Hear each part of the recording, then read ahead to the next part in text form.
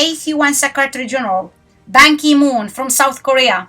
In 2001, Ban was fired from the Ministry of Foreign Affairs by the President of South Korea to avoid United States anger over Ban's public controversial statement about anti-ballistic missile treaty that the US had decided to abandon. Ban remained unemployed and was selected in 2003 to serve with the South Korean President of the UN General Assembly. In 2004, Ban became the Minister of Foreign Affairs in South Korea, a government position he held before becoming UN Secretary General. As a sign that China bought the UN since Ban Ki-moon's time in office, Ban refused the motion of Nauru to allow the name Taiwan in the signing of the Convention on the Elimination of All Forms of Discrimination Against Women, and rejected the request of the Taiwanese president to admit the name Taiwan into the UN, stating that Taiwan is defined as part of China. Concerning the Middle East, Ban was shaken by the murder attack in Baghdad's Green Zone during his visit to Iraq. He did not take any action to stop violence in Iran. In Africa, he could not manage the Libyan conflict. He faced a breakthrough confronting the Darfur conflict. When it came to Western Sahara conflict, Ban did not move a finger because he was bought by Morocco. By the way, Morocco is occupying not only Western Sahara, but former international zone of Tangier and former Rif Republic. Ban has been contradicting himself throughout his tenure. He said that Saudi Arabia with other Arab nations are changing, but he condemned Saudi-led coalition that killed children in Yemen. He criticized Israel in its conflict with Hamas, but admitted that the UN is biased against Israel, describing the biased attitude towards the Israeli government at the UN as an unfortunate situation, and confessing that the UN issued a disproportionate volume of resolutions and reports criticizing Israel, but he did nothing to solve the Arab-Israeli conflict. Ban praised Russia for having a critical role to play in ending the conflict in Ukraine, but criticized Russia for its involvement in human rights abuses in Crimea to build up the nuclear potential on the peninsula. Ban organized and moderated Geneva II conference on Syria, but did nothing to help stop ISIS, although he warned its spread in South Asia. Ban convened the world's first summit on humanitarian aid in Istanbul, Turkey, but his related report titled One Humanity, Shared Responsibility, laying out an agenda for humanity, demonstrated how he mismanaged the UN with atrocity. Ban was named in a lawsuit challenging UN legal immunity on behalf of Haitian cholera victims of cholera outbreak in the US District Court of Manhattan. In May 2016, British magazine The Economist called Ban plodding, protocol conscious, loath to stand up to the big powers, and dullest, and among the worst secretaries general, if not the worst. In 2017, Ban's brother Ban Ki-sang and nephew Ban Jo-hyung have been indicted on US charges being engaged in a bribery scheme in connection with the attempted $800 million sale of a building complex in Vietnam. In 2018, Ban's nephew was sentenced to 6 months in prison in Manhattan Federal Court. Ban Ki-moon enjoyed being UN Secretary General, having fun and laughing at the world. Ban made sure he counseled his successor Antonio Guterres to carry on with the corruption that he built at the UN, particularly recommending him to put China in charge of the world and assign Morocco to monitor human rights.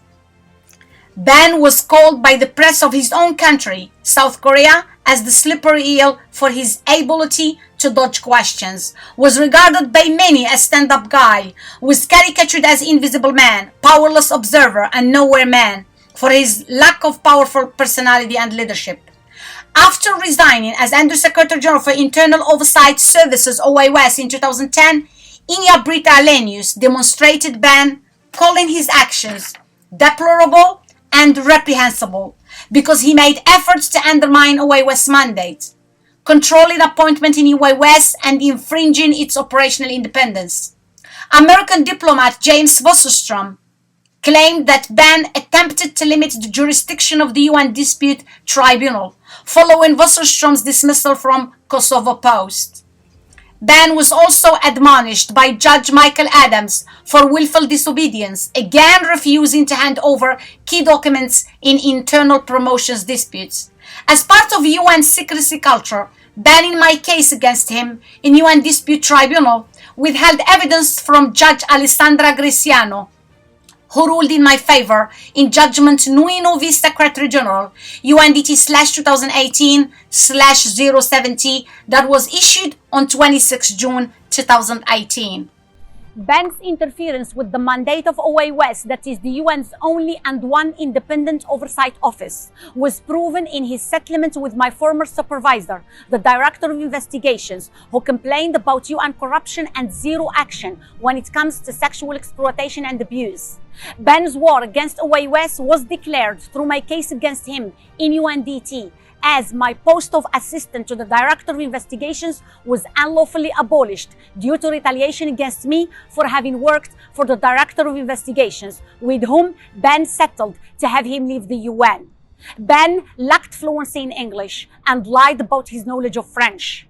Ben was criticized of favoritism by UN employees and delegates as he appointed South Korean nationals in key positions at the UN. Basically, Ben washed his hands from most important political matters by deferring Iran and North Korea issues to the Security Council in order to focus on preparing for presidential elections in his country, South Korea, where he ended up being rejected as a candidate for presidency due to his corrupt history in the UN. Ninth and current UN Secretary General António Guterres from Portugal was the Prime Minister of Portugal from 1995 to 2002 during the ruling of several dictators: King Hassan II of Morocco, Fidel Castro of Cuba, Jean-Bertrand Aristide of Haiti, Muammar Gaddafi of Libya, Hosni Mubarak of Egypt, Ayatollah Ali Khamenei of Iran, Saddam Hussein of Iraq, King Fahd of Saudi Arabia, Ali Abdullah Saleh of Yemen, Jiang Zemin of Communist China, Kim Jong-il of North Korea. As the Prime Minister of Portugal, Guterres campaigned for United Nations intervention in East Timor in 1999. In the same year, he finalized the 12-year-long negotiations on the transfer of sovereignty over Macau, which had been a Portuguese colony, to Chinese control. From here, you can see Guterres' ties with China, and which go back 20 years of relationship. Also, as the Prime Minister of Portugal, Guterres' authority and popularity was damaged by the slowdown in economic growth and hence Ribeiro Bridge disaster, as the bridge collapsed in Entre-Rios and Castelo de Paiva, killing 59 people in 2001. Guterres resigned in the same year to prevent Portugal from falling into a political swamp. In 2005, Guterres became the High Commissioner for Refugees for a 5-year term and visited China in 2006. A trip when it was reported that he expressed his objection to repatriation of Northern Korean refugees by the Chinese government. Guterres took office in January 2017 during a wide criticism to Ban Ki-moon's failure to act on cholera outbreak in Haiti, taking into account that the UN was the proximate cause for bringing cholera to Haiti by Nepalese UN peacekeepers who failed to treat their waste properly before dumping it into one of Haiti's main water streams. When Jamaica, on behalf of the Caribbean community, asked if the UN should assume liability for Haiti's deaths caused by cholera, Guterres responded by saying that it is difficult to preserve diplomatic immunity while also ensuring there is no impunity. This is all what Guterres cares about. Basically, Guterres has done almost nothing to signal UN's commitment to cholera victims in Haiti, as only $10 million had been contributed to the $400 million fund to fight cholera and provide material assistance to Haitian victims that the UN announced in 2016. Neither did he move a finger to act on sexual exploitation and abuse by UN peacekeepers in African missions. When the United States raised the question of international tribunals to try UN peacekeepers for their crimes, Guterres responded by saying that to be able to do so, there should be an adjustment in the relation between countries, the UN, and the support of the contributing countries. This is what Guterres has done since 2017. In January 2017, Guterres wanted 2017 to be the year for peace. Did we have peace in 2017? In April 2017, Guterres appointed an independent panel to assess and enhance the effectiveness of UN Habitat, another UN agency that is completely corrupt. Where are the outcomes? In June 2017, Guterres warned the Trump administration that if the US disengages from many issues confronting the international community, it will be replaced. What? By which country? By China? In response to the death of the Chinese Nobel Peace Prize laureate Liu Xiaobo, who died of organ failure while in government custody, Guterres said he was deeply saddened. Can we believe him?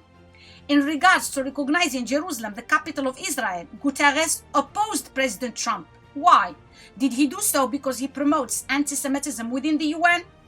In March 2018, Guterres said that the population of Syria's eastern Ghouta was living hell on earth. So what did he do to stop the genocide in Syria? In relation to Saudi Arabian-led intervention in Yemen, Guterres said that the intervention was a stupid war. So what did he do to stop it? Guterres condemned the persecution of the Rohingya Muslim minority in Myanmar and called for a stronger response to the crisis. So what did he do to stop xenophobia in Myanmar before it turned into Islamophobia? Guterres condemned Israel Prime Minister's plans to annex the eastern portion of the occupied West Bank known as the Jordan Valley. Why? Did he intervene? How? In terms of human rights, Guterres has been criticized for being silent when China sent ethnic Uyghurs and other predominantly Muslim ethnic minorities in China's northern western province of Xinjiang to the massive re-education camps. Why? Did he do so because he can't upset China? In September 2018, during the General Assembly Summit, Guterres said in the luncheon of heads of states and governments that he had the privilege to live in this wonderful city of New York since he was elected, and that he had some time in the weekends to go around the galleries and to see the temporary exhibitions of the museums of more than contemporary arts. He also said that he went to a Broadway show. The Director General of the International Organization for Migration, IOM, Antonio Vitorino, was caught up in a multi-million euro corruption and money laundering case in Spain. According to the Spanish newspaper El Mundo, corruption investigators allege that a consultancy firm, AMAP Consultores, that is a Portugal registered and owned by Vitorino and his wife, was involved in handling 35 million euros diverted from Venezuelan state oil and gas company PDVSA about a decade ago. Antonio Vitorino is not more or less than the former deputy minister of Antonio Guterres when the latter was the Prime Minister of Portugal. Antonio Vitorino had also been accused of tax evasion in Portugal in 1997, but was cleared later.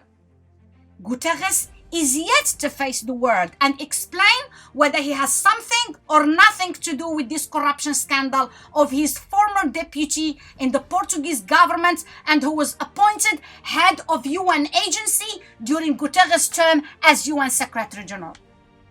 We all know that the Communist China opposes Taiwan independence, occupies Tibet, suppresses Uyghurs in Xinjiang, and has just imposed new laws on Hong Kong. So does Morocco oppose Western Sahara independence, while invading and oppressing my land, the former international zone of Tangier and the former Reef Republic.